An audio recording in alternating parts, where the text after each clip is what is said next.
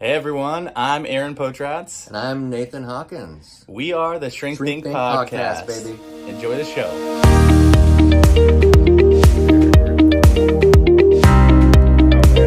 It's so weird to be like back here. I'm like, what? Because we've done this so many times. We did this 199 times. You know? Maybe more than that. Well, 190. Oh, yeah. No, maybe not Yeah. quite that much. I mean, because we were like, in Vegas or whatever sometimes. But we've Yes. been in this setup. Sometime. It was like twice.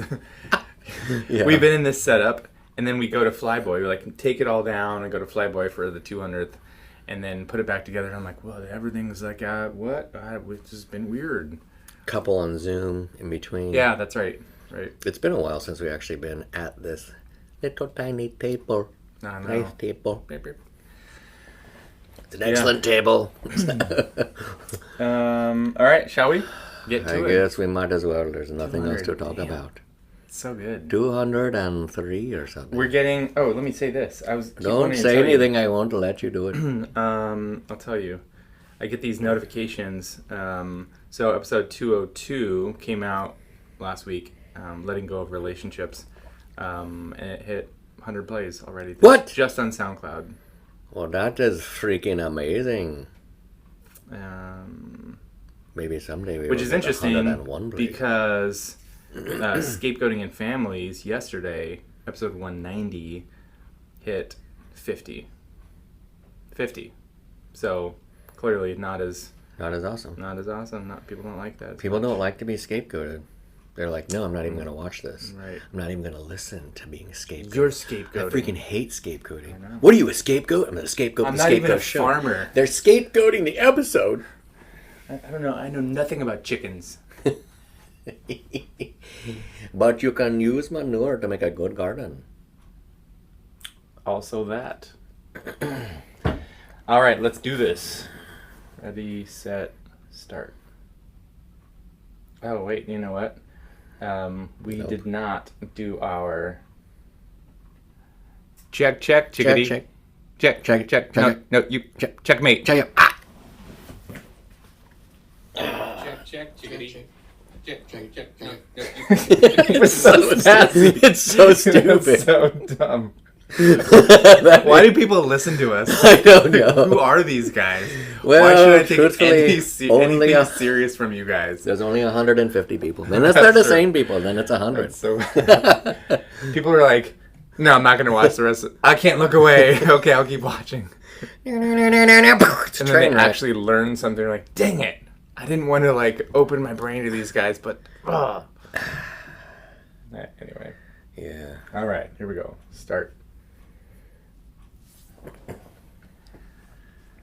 Hey everyone, welcome to the Shrink Think Podcast. We are coming to you live. Well, we're live. This is recorded by the time you listen to it. We are alive. We are alive. It would be weird if we were dead. It would sound like that.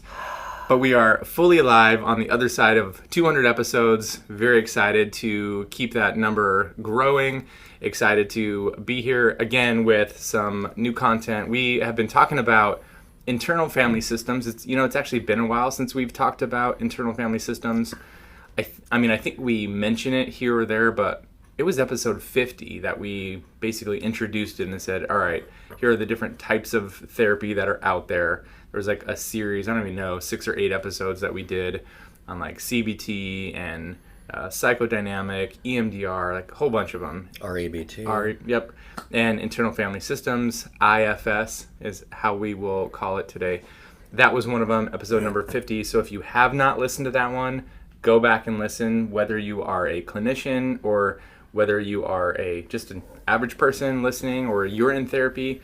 Go listen to it, even if you're in the car driving. It's very informative, probably one of our top and most favorite episodes. And I would even say, we got trained in IFS, gosh, that was like, what was that, 4 years ago? 2019. 5 years ago. And we love it. It's just such a great tool. In fact, let me just say, it's a little bit like personal here. I had some stuff come up for me in a personal relationship. And like, as you guys know, if you listen to the show, we go to Flyboy Brewery on Thursdays, which is where we were for the 200th. and we grab dinner and a drink, and we just talk about the week. Maybe we catch up, we talk about some work stuff. Anyway, I was internally feeling like a hot mess over here, and I was like, Nate, I need some IFS. There's a part of me that like is acting up, and it totally should not be, right?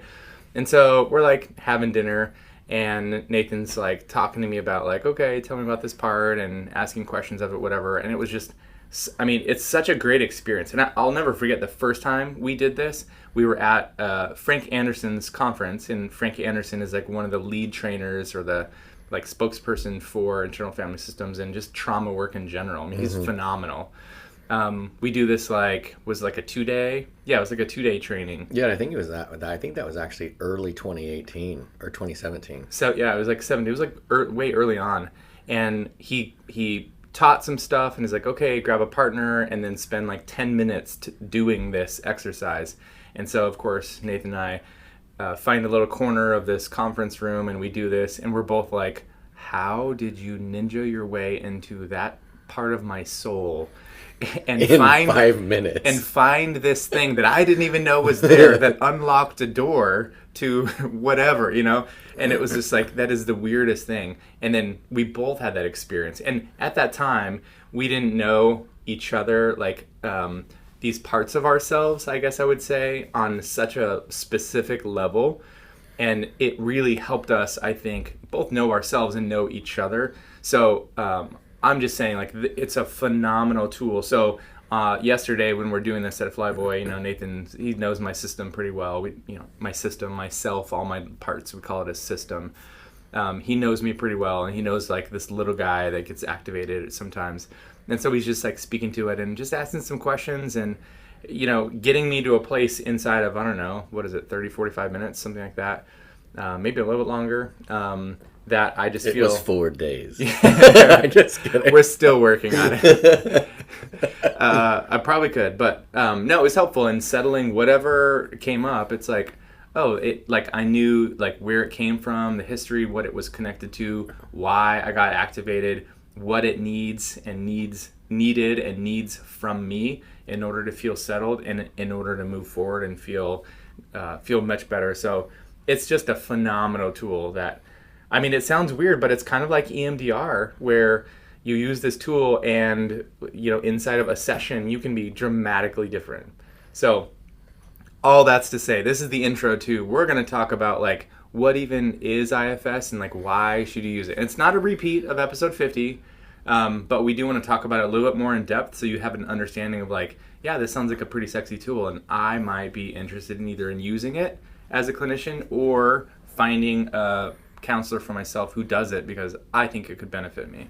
Yeah, so one thing I want to say as you're presenting it is that it is an entire theoretical approach. So Aaron's using the word tool. I mean, he completely understands this. The idea is when you're referencing it, it's like inside of one session, how big of a difference you can make type of a thing, which is similar to EMDR.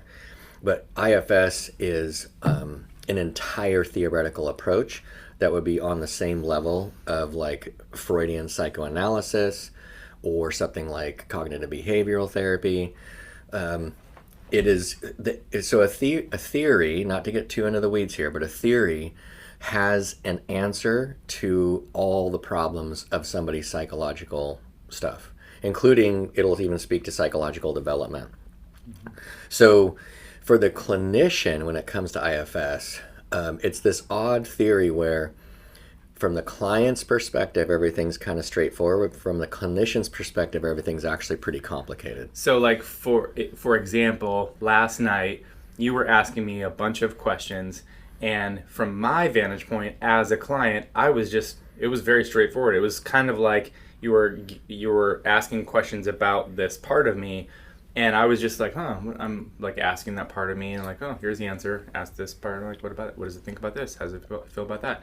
It seemed very simple. Also very complicated from the standpoint of like, oh, I don't really know that, or I'm not really sure about that, right?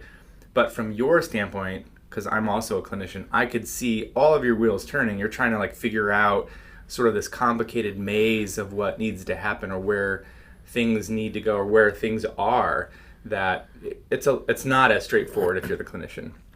Yeah, and the funny thing of it is, because this theory has tones of it of coming across so creative and like kind of pie in the sky, foofy and weird and ethereal, that I think it might surprise you to know that there actually is a predictable system going on in the backside. Like at any point I could say, I know where we're at in the process. We are at this point. I know likely the next set of questions I'm going to ask you, and I say that to people sometimes because they'll think like, oh, I'm making this up. That's one of the first things that people will feel, is that they are making whatever they're saying up. And the reason why is because it's kind of highly intuitive. You're going off of first thoughts. It's similar, and I mean similar is a stretch, but there's similarities between that and Freud's concept of when he does like free association, just has people just talk about the first thing that's on your mind, you know. There is a reason it works, but rather to get, I mean, I'm realizing right now we can say a lot about this, so I want to back up and give a metaphor that I actually didn't have, I was not using at episode 50. I hadn't even thought of it yet. So imagine, if you will, that you have been invited to a dinner party, okay? So you show up, and Aaron's acting it out. If you're on YouTube, you can check it out. I'm imagining it. He's imagining it's an amazing dinner party. So you walk in the door and you see a bunch of people. There are kind of people everywhere. And you don't really know anybody. You recognize some people. And you look off to the right, there's people sitting there eating dinner. You notice that there's music going on. There's people kind of like milling around. You're there for a little bit, and you hear what you think is a scream. And you look, you're like, what is going on? Like, this doesn't make any sense. And you notice that there's a door that looks like it goes down to probably a basement. So, but you're not sure about what you just heard. So you notice that there's somebody over by the stereo, and the music is a little bit louder. I feel like we need some like horror music in the background. Yeah, it's slowly escalating. So then the next thing that happens is you're still kind of trying to check this out, and you hear the scream again, and then you notice the person by the stereo turns the music up louder again. You're like, wait, what? Like, okay, this is something weird, dude. So you start, you're like, that's it. Dude, super creeped out. I got to walk over to these stairs and see what's going on. There's somebody needs help. So you start to walk over there. Then somebody jumps in front of you and goes, bro, what are you doing? You think you own this house? Or we could, like, where do you think you're going? And you're like, there's somebody, maybe, I think in the basement that's probably, like, no, I don't get what you're saying because you're stupid. Get out of here. Like, how about www.leave.com? Like, you get out of here. So that's kind of that's kind of the end of the metaphor, right? So to kind of explain it big picture, when you go to the house, that is yourself. You are not a part. You are not actually the total of all of your parts. You are something greater. You are self. It is beyond all of that. What I will say, regardless of what your belief system is, I know that you'll understand this, that parts are to self as all of humanity is to God. Okay, so there's a lot of similarity there. So you walk in, you now, all these random people are actually your parts. The part that is backed by the stereo would be a manager. And the part that jumps in front of you to go to the stairs would be a firefighter. And the part that is downstairs screaming is an exile. And we can expound from all this, but we actually have to tell you what those things are. But I wanted to put that out there so we can kind of have a way to be able to easily reference it as we go throughout the show. I don't know if you want to say anything. Yeah, no, it's a great metaphor. As soon as you were, saying it, I was thinking like it's well constructed because it gives, it shows the role of each of these parts. And I just want to say too that, like the parts, like you might think about it, I would say like your arm is a part of you, but it's not you. If I like found your arm cut off somewhere, I guess this is like a horror episode, right? So bad. Happy Halloween. What's that? Oh, that's Aaron's arm. We should release this on Halloween. It would be very fitting. Yeah. No, but if I found your arm somewhere, I'd be like, oh, this is Nathan. No, you'd be like, this is part of you, but it's not you. You are so much more than that. And even if I put all those pieces of you together, that's still just your body, right? Your personality, your soul, your energy, your vibe, all that kind of stuff is so much more than just your physical body, your presence, right? So I think that is well said, and it's important for people to understand that. And also, like, these roles, there are, like, I guess, should we say that, like, a couple of categories, like protectors, and then an exile? Yep. So, so protectors are basically, they come in two forms. They're managers and firefighters. Firefighters are highly reactive, which is why that guy jumps in front while you're trying to go over there. They're like the last ditch, and what they're trying to do is keep the emotion of the exile, which is where all the pain is, out. Like, keep it away, bro. We're not going to experience that. It is not going to happen. And then the managers are these parts of us that kind of just play subtle roles.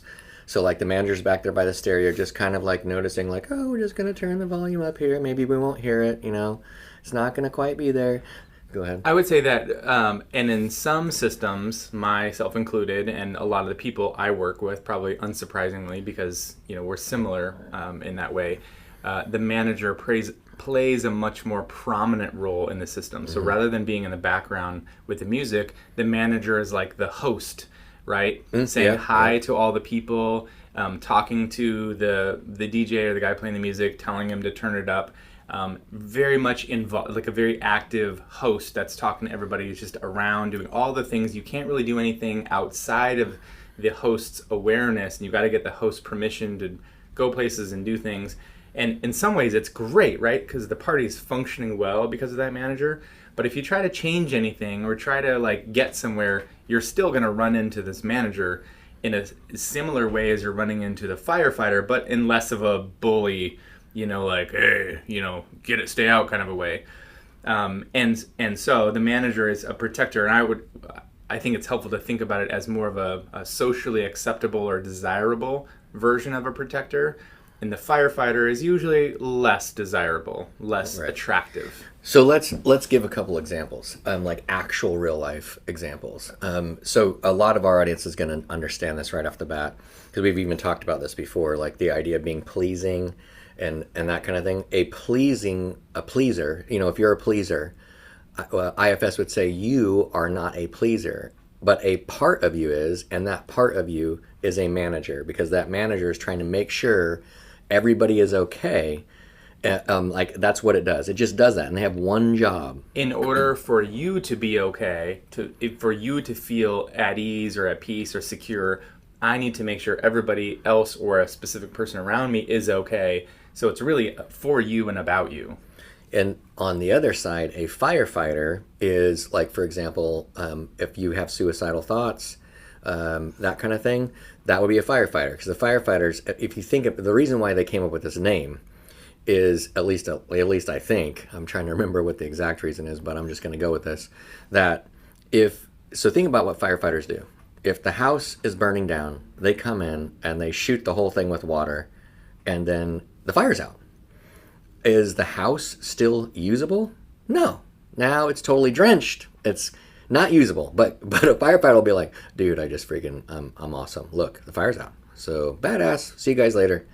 Bye. I stopped it from getting worse. I stopped it from getting worse. From burning to the ground entirely. Right. So all the pain and everything that a person might have, and then they want to commit suicide, that is a part of them that decides to do that. Or even, I would say, self-harm. Cutting is another lower level version of that. Yeah, and there's other examples we could give. I think the reason why I wanted to do this episode is because in the early way of explanation, when they were, and honestly, there's still a bunch of people that explain it this way, people have a hard time understanding what it is. And then clinicians have a hard time, they'll get trained in it, but they honestly have a hard time explaining to a client what it is. And it's it's largely what we've been talking about, but I think you're still going to be going like, okay, well, cool. I know what this, I guess I kind of understand the terms and what you're talking about, but how does it even work? Like what is going on? What's the point of it? So let me ask you a question.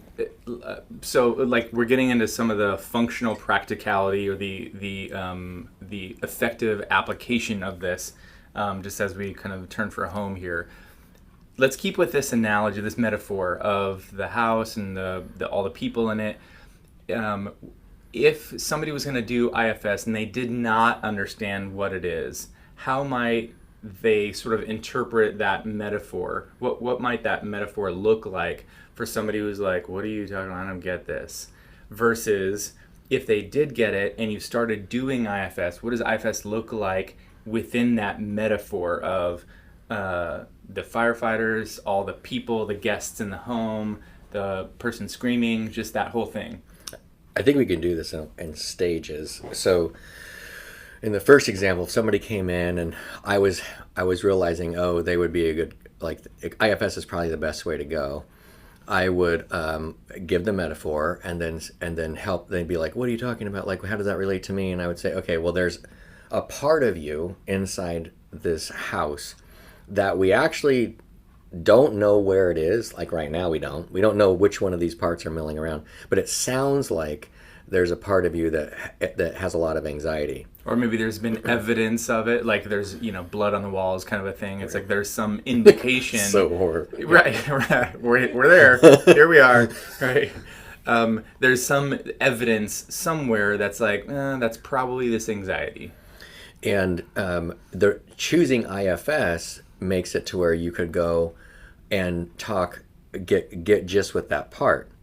And there's all kinds of things that if you're an IFS clinician, you're going to have problems with this. But so maybe as opposed to you could find that specific part as opposed to I don't even know who it is, where it is. It's kind of like what is that game where you've got the people in front of you and you have to flip them up with you have to flip them up. Yeah, and I don't remember what the game's it's like called. Does your person have glasses? Does your person have red hair? Whatever. It's like that. You got to like somehow find in this group of people, like, hey, so do you know blah blah? Maybe this person's like, nope, never heard of them. Like, okay. Instead, it gives you like specific access to where that part is and how to find them and how to speak directly to them very quickly. It gives, from a clinical side, it's a pathway to that part, rather than just going like, okay, well, what I want you to do is be mindful. This is how mindfulness works, because with your anxiety, we're going to do, and that's all can be a thing, but it'd be more effective if I was actually training that part than trying to train your entire system and hoping that part hears it. So how it happens in that way, because I know that's going to matter, and I realize we're close on time here, which I'm sitting there thinking maybe we should do 6 episodes. I'm just kidding. How it happens is we want to go to try to understand your body and in your system, right? Because a part is a body response, an emotion, and a thought constellation. So what I would do next is I would say, okay, so this person's like, okay, well, how do we find it? Okay, well, when you think about that anxiety that you feel, where do you feel it in your body?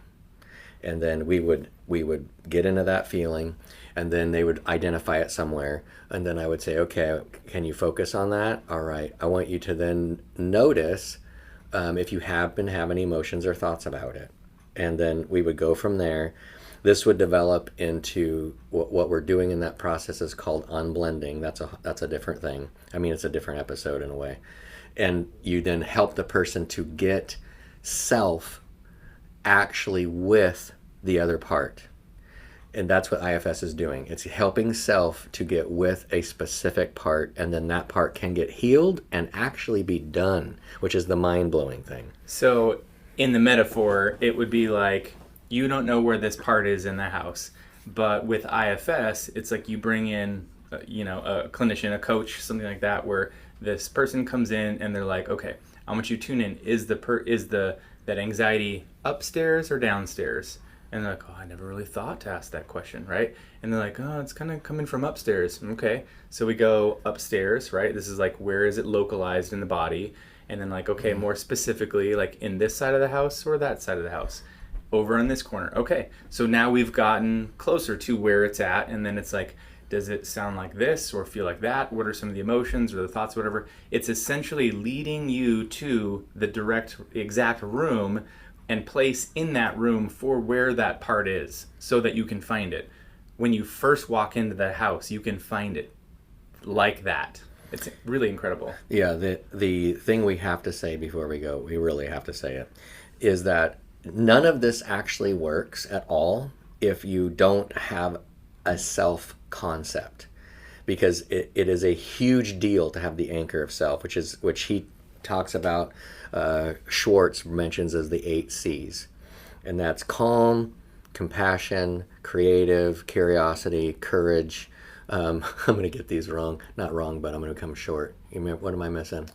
Calm, curiosity, creative. I can never remember. I can never remember. Charismatic. I literally have them on my board. Yeah. Anyways, we'll have to. We can post them below. And so when you have that vibe, you are in self, and that's really what the clinician is helping you to do, to find it out. Because as you go through the house, you're going to get distracted with like, oh, this guy's really interesting. Like, okay, but didn't you tell me that you were feeling the anxious?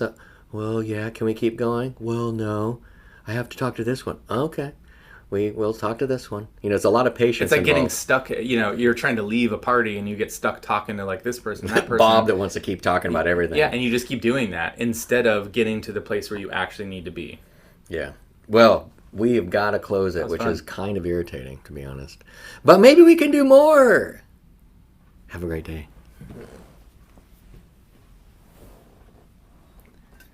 No, I think that was very satisfying. I think, there's obviously a lot more that we could say about it, but that's a great metaphor. I'm going to definitely steal that. And I think it accomplished exactly what we needed to accomplish. It's like, if anything, I think as I was hearing, because I haven't heard this from you actually, this is the first time. If I heard that for the first time, I'd be like, wow, I'm interested. Like, that sounds really fascinating. Yeah, the people that are still in my mind, which is why I'm like, is people that are highly left-brained, or like in Oregon, obviously we have Intel, who just laid off a good 5 gajillion people. But and there's a lot of high-tech industry here, and a lot of those people are so left-brained. They have all kinds of issues with it. Even that metaphor is like, okay, I don't get it. Like, they get it, but they don't trust it. Like, I comprehend, but like, I can't give myself to the process. Yeah, so that whole intuitive thing is hard for people to believe. Right. Or not believe, but you know what I think. We're still on video, aren't we? Like yeah. So I'll just say this. Somebody's watching. And hopefully, like, because this will be like after hours, after dark. right. My joke that I'll... Jeez, it's the horror. It's just constant. What I'll say to people is, like, I'll be like, here's the deal. You're not coming from zero. Your intuition is coming from a space in you. And like, there's a movie where this guy is like shown, like the Rorschach test. These psychological tests are built because there is a place people go, right? Right. And so like, the Rorschach test is perfect because they show like images of ink blots. Right. And honestly, it's on the backside, the psychological test side, these guys have different ways that people typically respond, right? And so this guy's like looking at things, and he's like, okay, it's a vagina. And then they pay him, and he's like, I'm not going to say it. And then it keeps going, and he's like, no, okay. You guys are gross because everything you have is vaginas. Like, this is so disgusting. And when you're the viewer looking at it, it's like one of them looks like a butterfly, the other one's like a gorilla, and the other one's like an elephant or a giraffe or something. You're just like, what? So what is on this guy's mind? Like, exactly. I don't get it. This doesn't mean anything. Anyway, so I'll sometimes, depending on the person, I might joke around about that. That's fun. And they'll be like, okay. Because actually, it's interesting, but everybody actually trusts the Rorschach because it's been around for so long. People know what it is. Right, yeah. Even it was like Ghostbusters 1 or something like that. Like, right. Anyway, which was way back there. Right. Back when I was a child. I was a child at some point. I think the dinosaurs produced that, didn't they? Yeah, we actually were next to the Tyrannosaurus. He was really a joy. Before my time.